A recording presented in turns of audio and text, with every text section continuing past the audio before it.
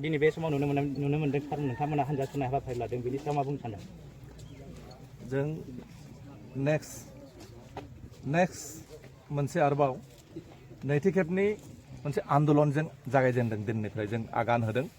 बे आन्दलना रावनिबो बेरेखा नङा, कुनु धोरोमनि बेरेखा नङा, कुनु जातिनि बेरेखा नङा, कुनु समाजनि बेरेखा नङा, राजखान्थि हान्जानिबो बेरेखा नङा, जों सरकारनिबो बेरेखा नङा। जों जोंनि समाजाव मोनसे राजखान्थि, रांखान्थि, समाजखान्थि आरो खौसेथिनि थाखाय जों मोनसे आमुल परिबर्तन, मोनसे जांख्रिथाय लाबोनो थाखाय दिननिफ्राय जों जागायजेनदों। मानोना जोंनि समाजाव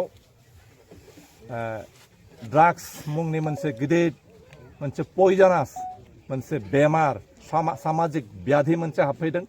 बेखौ जों सुस्रांनांगोन। बेनि अनगायै जितुनिखि उन्दै बैसोआव हाबा लानाय बेखौ जों समाजनि गेजेराव मोनसे सांग्रांथि लाबोनांगोन।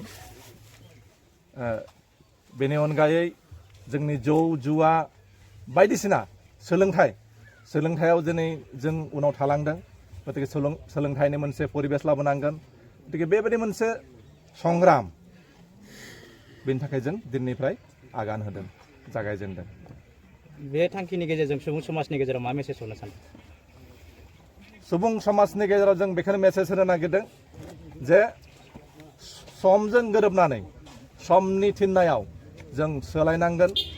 जों राजखान्थि भाबे, रांखान्थि भाबे, समाजखान्थि भाबे, सोलोंथाइनि बिथिङाव गासैबो बिथिङाव जों सांग्रां जानांगोन आरो जों आवगायलांनांगोन। जोंनि समाजा दिनै गोबां रोखोमनि बेले बेजेयाव दङ। बेफोरखौ जों मोनसे सांग्रांथिनि गेजेरजों जों सोलायनाय लाबोनांगोन, जों चेन्ज जानांगोन। साननाय हनायफ्राबो गुवार जानांगोन। गोनोखोआरि मुगायाव गोनोखोआरि सिन्ताधाराजों जों आवगायनांगोन। सार, बे हान्थिनायखौ बबेनिफ्राय बबेसिम लानाय जादों? जों बे नावहेरा गामिनिफ्राय जागायजेननानै जों जोबथा बिटिआरनि सिमा बे वेस्ट बेंगल बर्डारसिम जों हान्थिनायनि हाबाफारिखौ लादों। बेजों लोगोसे सार, जों नुनो मोनदों नोंथांमोननि जिखिनि बिटिआरनि सिगनेटारि दिनै रन्जन दैमारिया एनडिबिनि बेनि प्रेसिडेन्ट, बेनि गिबि प्रेसिडेन्ट आरो बिथांनि नाजानायावनो बर' समाजाव मोनसे जांख्रिथायखौ लाबोदोंमोन। बर' समाजा ओरैबायदि अलखदाव दङमोन बै समाव। एसिमिलेसननि गेजेरजों बायदि बायदि माबानि गेजेरजों जों गोमालांनो हमदोंमोन। राजखान्थि भाबै जोंहा जेबो बेबस्था गैयामोन। जों दुलाराय साउथ इस्ट एसियायावनो गोसारनानै दङमोन। जोंनि सिनायथियानो जोबलांनायनि लामायावमोन। जोंनि बिथा जिथुनाखि जों बिटिआर मोनदों बेबायदि मोनसे राजखान्थि कुनु बेबस्था गैयामोन। 1983-89 बे समावबो बिदेशि खेदा बांगाल खेदा आन्दलन खालामनानै गुबुन हारिफ्रा जोंनि सायाव गाग्लोबनानै हाजार हाजार मानसिखौ गावथारदोंमोन, बुथारदोंमोन। जों दाउ अमाफोर बायदि बुथार जादोंमोन। दाउसा मावरियाफोर बायदि जों दङमोन। जोंहा रावबो गारजेनानो गैयामोन। जोंनि गेजेराव जेबो सांग्रांथि गैयामोन। जोंनि गेजेराव जेबो राजखान्थि कुनु बेबस्था गैयामोन। बे समाव रन्जन दैमारि बिथाङानो मोनसे जांख्रिथायारि आफाद दानानै जोंनि गेजेराव मोनसे रिभलिउसन लाबोदोंमोन। बेनिखाय दिनै जों सरकारखौ रिक्वेस्ट खालामगोन जे बिथाङा जिहेतु मोनसे गोजोन सुक्तिनि गेजेरजों बै समनि जिथुनाखि परिबेस दङमोन बेखौ फोजोबनानै मोनसे शान्तिनि परिबेस, गोजोननायनि परिबेस लाबोदों। बिथांनि अनगायै बिथाङा जुदि सहि खालामामोनब्ला, बिथाङा जुदि बे गोजोन माने पिस एकर्डआव फैयामोनब्ला बे शान्तिनि जिथु परिबेस फैदों बे हयथ' माब्लाबा फैनाय नङामोन। बे कुनु अर्थआनो थानाय नङामोन। नाथाय सुक्ति खालामखांनायनि उनाव बिथांखौ दिनै जोबथेसालियाव सोना दोनदों। बे शान्ति सुक्तिया उइदाउट रन्जन दैमारि बे शान्ति सुक्तिया जेबो अर्थ गैया। जों रन्जन दैमारिखौ